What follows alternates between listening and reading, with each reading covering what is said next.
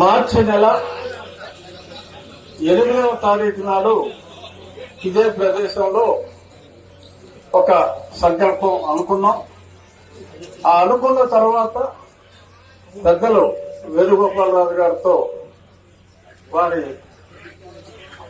వారితో పాటు రామ భక్తులు మరికొంతమందితో సమావేశమై మీరు ఒక మంచి ముహూర్తం పెట్టండి, ఆ ముహూర్త బలంతో మనం నిర్విఘ్నంగా ముందుకు వెళ్దాము అంటే వేణుగోపాలరాజు గారు 45 రోజుల క్రితం వీరితో మాట్లాడి విజయనగరం గొప్ప ఉద్దండ పండితులు వీరు, వారితో మాట్లాడి ఈ మే 3వ తారీఖు 7:14 నిర్ణయించడం జరిగింది.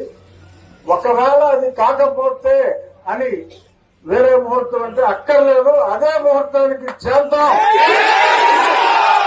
ఆ తర్వాత ఎంతమంది మారించే సమూహాలు ఎన్నిసార్లు జనం విప్పి కోర్టుకు వెళ్ళినప్పటికీ శ్రీరాముని అండతో మన సీనియర్ న్యాయవాది ఆయన స్వచ్ఛందంగా నేను రామభక్తుల్నే రాజు గారు అని రవిప్రసాద్ గారు వారే ముందుకొచ్చి మన శ్రీరాముని తరఫున ఆయన వాదనలో వినిపించి ఈరోజు ఈ కార్యక్రమం ఇంత విజయవంతంగా శంకుస్థాపన కార్యక్రమం అందరూ ఎన్నో శంకుస్థాపనలు చూస్తుంటారు, కానీ ఇంత సశాస్త్రీయంగా శంఖుతో జరిగిన శంకుస్థాపన చాలా అరుదుగా చూస్తాం. ఇంకా జడలు పెట్టి మళ్లీ ఏదో తెల్ల కేసులు వేసుకుంటారంటున్నారు, ఏమీ పర్వాలేదు. మనకి రాముడు ఈ కార్యక్రమం జరుగుతుంది.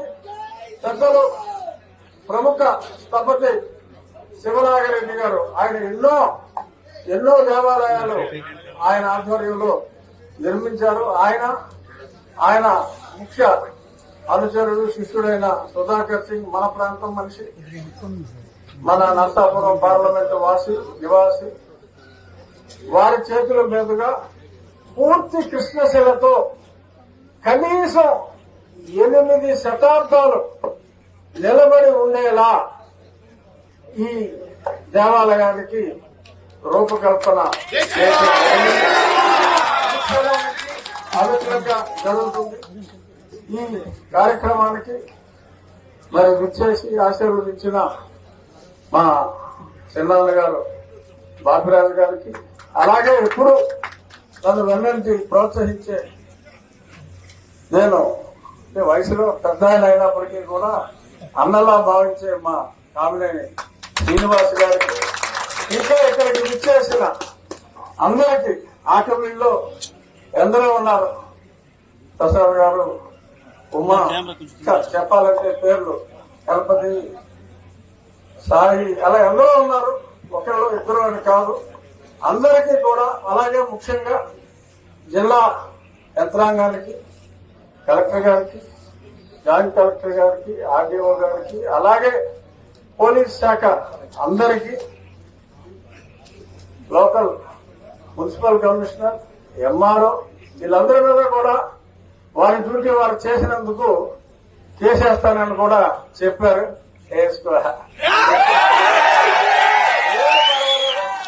ఏమి పర్వాలేదు, వారి విద్యుక్త ధర్మం వారు నిర్వహించారు. మరి వారి ధర్మం, వారి డ్యూటీ వారు చేసినందుకు కూడా మరి కొందరికి మరి అసహనంగా ఉంటే